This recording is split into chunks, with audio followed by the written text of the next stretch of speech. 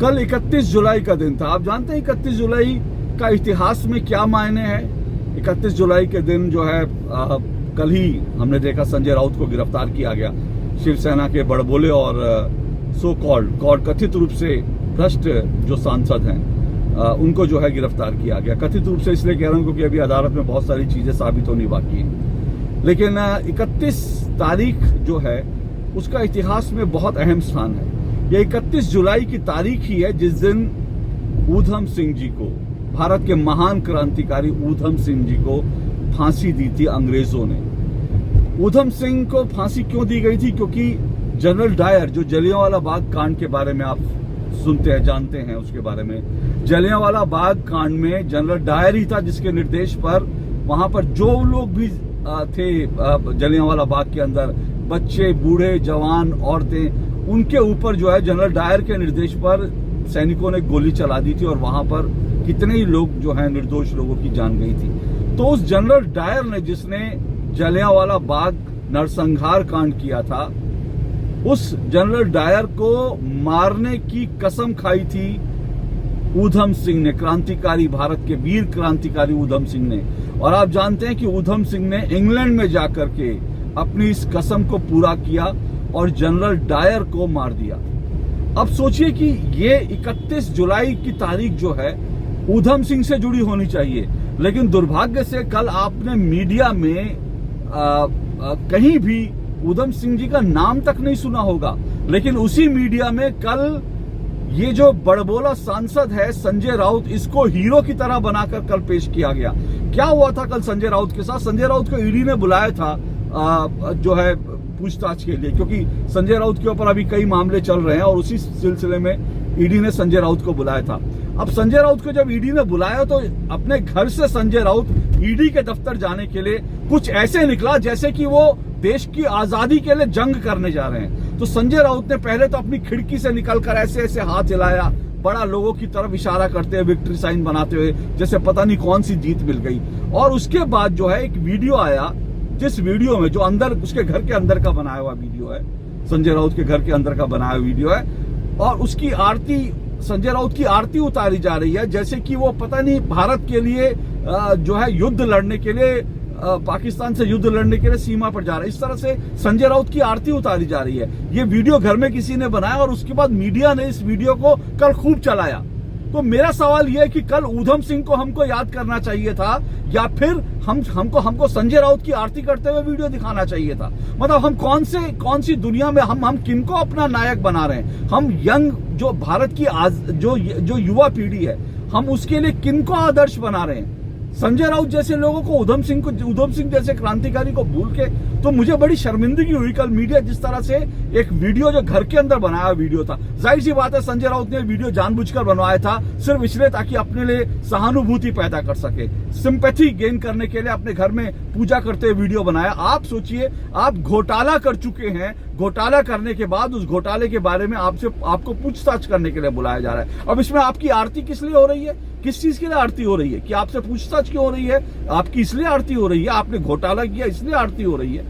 तो इस तरह का आरती का वीडियो वायरल किया। उसके बाद जब संजय राउत अपने घर से निकलते हैं गाड़ी में, तो वो बाकायदा जो है बार बार ऐसे करके आपने उनके हाथों में देखा होगा, संजय राउत के हाथों में जो है वो बार भगवा जो गमछा है अपने उन्होंने गले में डाला, वो बार भगवा गमछा ऐसे करके हिला रहे हैं। अब ये समझ में नहीं आता कि भगवा गमछा इस तरह से हिलाकर आप क्या साबित करना चाहते हैं? क्या आप हिंदुओं की सिंपैथी लेना चाहते हैं कि आप बहुत बड़े हिंदू नेता हैं और इसलिए आपने हिंदुओं के लिए बहुत जो है बड़ा काम किया, इसलिए आपको गिरफ्तार किया जा रहा है? आपने हिंदुओं की सनातन संस्कृति के लिए, उसकी रक्षा के लिए कोई बहुत बड़ा काम किया, इसलिए आपको गिरफ्तार किया जा रहा है, जो आप भगवा बार अपना गमछा दिखा रहे थे। अब अगर भगवे से आपको इतना ही प्रेम है तो फिर जब पालघर में साधुओं की लिंचिंग हुई थी, भगवा पहने हुए साधुओं की लिंचिंग हुई थी, तब आपका भगवा का प्रेम कहां चला गया था संजय राउत जी? लेकिन तब आपको भगवे से प्रेम नहीं था, ना तब आपको भगवा याद आया। लेकिन अब जो है भगवा ऐसे आप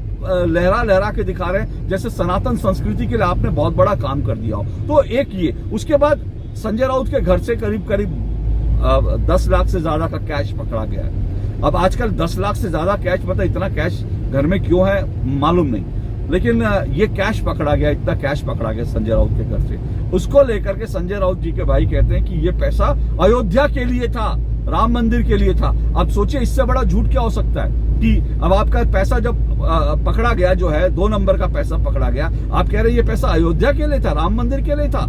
क्या ये आप ये कह के फिर एक बार हिंदुओं की आप जो है सिंपैथी लेना चाहते हैं? दरअसल पहली बात मैं आपको बता दूं, ये जो राम जन्मभूमि जो ट्रस्ट है, न्यास है, ये कभी भी कैश नहीं लेता। ये इसकी आपने भी बहुत सारे लोगों ने चंदा दिया होगा, इसकी पर्चियां कटी हुई हैं, और जो लोग पैसा देते हैं मंदिर निर्माण के लिए, राम मंदिर निर्माण के लिए अयोध्या में जो है, उनको बाकायदा पर्ची काट के दी जाती है। वो पर्ची आप कटवाइए, पैसा ले लीजिए। 10 लाख रुपए आप कैश अयोध्या के लिए रख के बैठे थे। इतना बड़ा झूठ भगवान के नाम के, राम के नाम पे। तो मैं इनके इस भगवा लहराने पर और ये पैसा राम जन्मभूमि अयोध्या के लिए था, इसके कहने पे मैं सिर्फ एक ही बात करूंगा, देखो रे दीवानो, तुम ये काम ना करो, राम का नाम बदनाम ना करो। तो इस तरह से संजय राउत जो है अपने पाप जो उन्होंने किए, उनका परिवार जो है इस पाप में भगवान राम का नाम ना घसीटे तो अच्छा है। अब ये पत्राचाल घोटाला केस को भी समझ लीजिए। मैं आज डिटेल में इसके बारे में बात नहीं करूंगा क्योंकि अब ये चलेगा, इसके मैं अगली वीडियोस में आपसे जरूर बात करूंगा। ये पत्राचाल घोटाला क्या है? दरअसल ये पत्राचाल थी। आप चौल समझते हैं, बॉम्बे में जो पुराने जो घर बने होते हैं, छोटे छोटे घर होते हैं, वो चौल कहते हैं जो पुराने। लेकिन बॉम्बे में जमीनों के रेट बहुत हाई होते हैं। तो होता क्या है, जो चौल पुरानी चौल होती है, इनको एक्वायर करके इस लैंड पर जो है बिल्डिंग बना दी जाती है। तो उसमें यानी अगर एक चौल में 100 लोग रह रहे हैं तो एक बिल्डिंग अगर वहां पर बन जाए तो उसमें जो है 500 लोग रह सकते हैं, और बिल्डर उसमें अच्छा खासा पैसा देते हैं क्योंकि आपको जमीन मिल जाती है। बिल्डर उन फ्लैट को बेच करके पैसा ले लेते हैं, और जो चौल में रहने वाले लोग हैं उनको बिना कोई पैसा दिए, जो चौल की जो जिंदगी होती है, जो बड़े छोटे से बिल्कुल कंजस्टेड घर होते हैं और जहां पर अलग सेपरेट बाथरूम और ये सब चीजें भी नहीं होती, तो उनकी जिंदगी भी बदल जाती है। तो ये जो पतरा चौल था, इस चौल को म्हाडा ने एक्वायर किया, और म्हाडा ने इस यहाँ पर जो है कुछ हजार फ्लैट्स बनाने की बात की। अब इस चौल के अंदर करीब 677 परिवार रह रहे थे।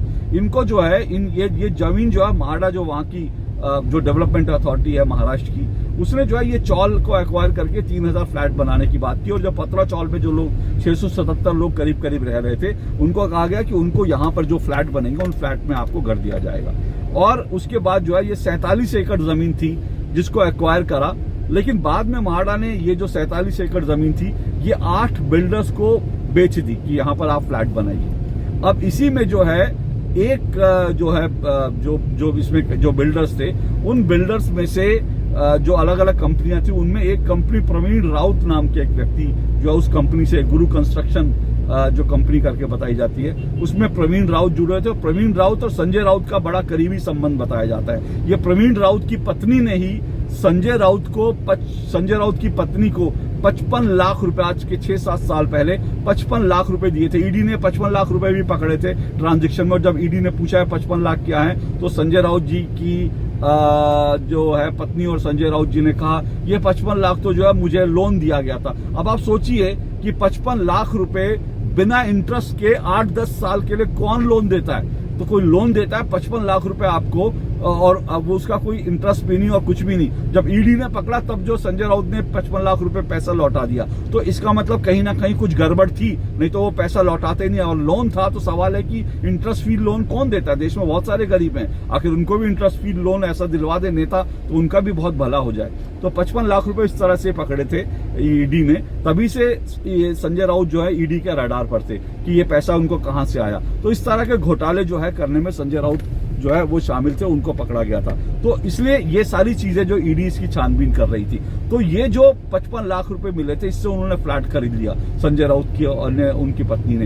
इनकी संजय राउत की पत्नी, उनकी बेटी, ऐसे कई ये लोग इस तरह की कंपनीज में शामिल हैं जो ये प्रवीण राउत और बाकी लोगों की जो कंपनी है उनके साथ कई कंपनियों में कई सारे ट्रांजैक्शन ऐसे हैं जिन ट्रांजैक्शन को लेकर के जो है वो घपला घोटाला बताया जा रहा है। इस मामले में कुल मिलाकर ये जो पूरा पत्राचाल घोटाला है, ये करीब 1000 करोड़ का घोटाला बताया जा रहा है। 1000 करोड़ का घोटाला है। और इसके अंदर सबसे बड़ी बात है ये जो 677 परिवार है, इनमें से कई परिवारों में करीब 150 से ज्यादा लोगों की डेथ हो चुकी है।